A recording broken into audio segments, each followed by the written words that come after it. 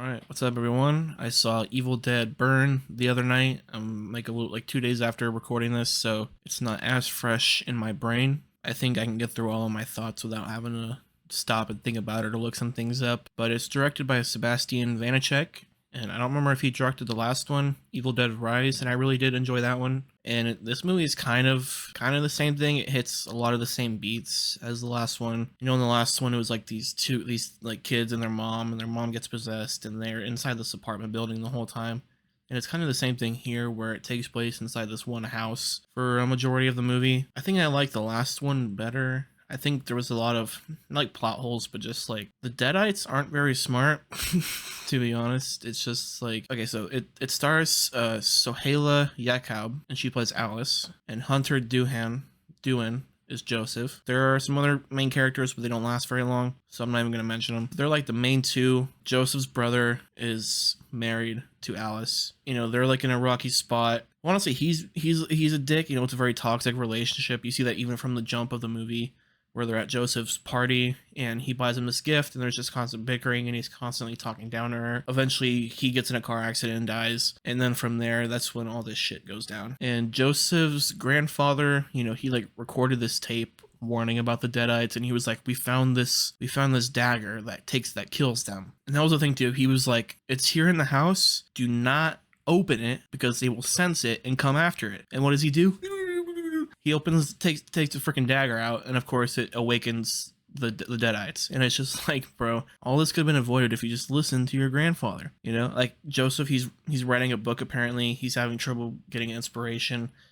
And it's like, instead of writing your book, you're like, all right, I'm gonna summon the dead. That's a good excuse. And so Alice, who was married into this family, is now dragged into this mess, and she kind of, you know, she has to fight her way out. Joseph, he's kind of useless, honestly. Again, it's kind of a rinse and repeat of the last movie. You know, kind of the same beats, kind of the, you know, the one person chainsaw and taking out all the Deadites and fighting to survive. You know, there was some cool monster stuff with them like flying around and climbing up on buildings and stuff and like hopping around.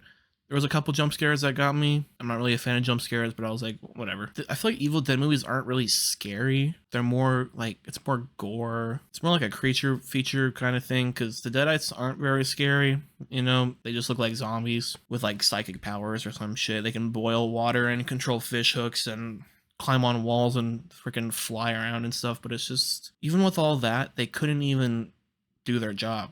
Like, the whole point of the movie is they're trying to get this dagger from him so that they can, you know, not be taken out. And I feel like with every Evil Dead movie, there's only like 5 or 6 Deadites maybe. And I'm like, if you would have just raised like 100 of them, you could have got that dagger just like that. I mean, I know we wouldn't have a movie, but I'm just thinking, like, if they really wanted it, which it seemed like they did, they really didn't try that hard, especially like with their abilities. It's like a weird, what can they do? What can't they do? Do they have like super strength? You know, can they sit there and shoot themselves in the face 35 times and still survive? Or can they, like, literally all this stuff? It just seemed very inconsistent with, like, again, how powerful they are. I thought the main lead, Alice, I thought she did a good job, you know, with what she had to do, you know, kind of playing the final girl, having to play the badass, you know, taking out all these demons and stuff. Her story, you know, it's about like toxic relationships and toxic family and stuff like that, just like the last one. It wasn't a bad movie by any means. I feel like I've been dunking on it. I'm just talking about a lot of like plot holes or like conveniences that kind of happened, but I think I enjoyed